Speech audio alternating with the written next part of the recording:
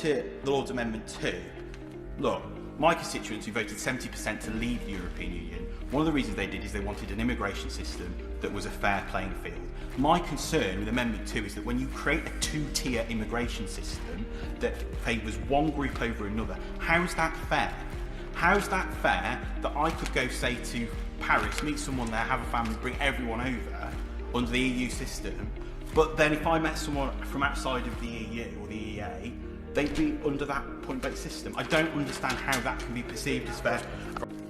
Mr. Speaker, one of the unfortunate impacts of COVID-19 has been the impact on attainment within our communities, and as we've heard, white working class communities in particular, with the educational attainment gaps that we've seen there, have struggled during this crisis. I represent Prince's End, which has one of the highest rates of child poverty in the whole of the West Midlands. Can my honourable friend assure me, as part of that work across government, she will look in particular at ensuring that opportunity gaps as a result of COVID-19 are not widened? Okay, Sean Bennett. Mr. Speaker, for students in the Black Country, T-levels and technical education are going to be absolutely vital as part of our story of coming out of this crisis. Now, my FE providers are absolutely committed to ensuring that we get this right, but there is some concern around the work experience time allocation element of it. So would my honourable friend perhaps meet with me and my fantastic FE college of Sandwell College to discuss how we can make sure this absolutely works for students in the Black Country? These are people giving back to our communities, and particularly in a community like mine, and I think of Tipton, where up the road from the stadium you have an estate called the Forgotten City, where the chances of kids progressing on from there are 20% lower than anywhere else in the region. And it's those kids that rely on that club, because many of the junior team are made up of people who come from Tipton, who are in Tipton Town, and who see that as their aspiration, as their way out, as their way to really achieve and really aspire. So what I'd say to my honourable friends on the Treasury bench is firstly, thank you. Thank you for being open, and thank you for listening. But we've still got more to do, and I know that they'll be up to the challenge of delivering it for those people in Tipton and Tividale. When we look at social care provision, first of all, I want to say this. I represent an area where 16,000 people work in social care. I care about my social care workers.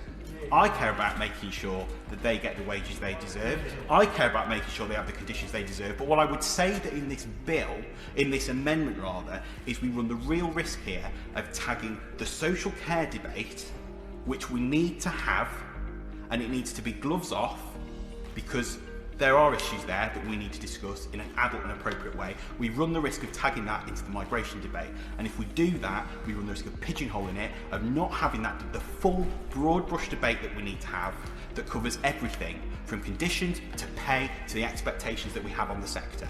Because honourable and right members across this place have been absolutely right when they've said that during these times our social care workers have been heroes. And it's about time we start giving them the respect they deserve, and no much more so in my area, in Sandwell, which has been one of the hardest hit boroughs by this pandemic. They have been absolutely on the front line.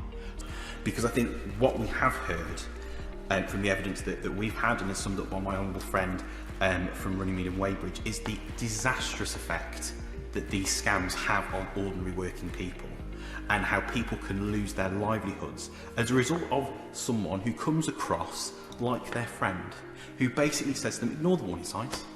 Of course they're going to tell you that.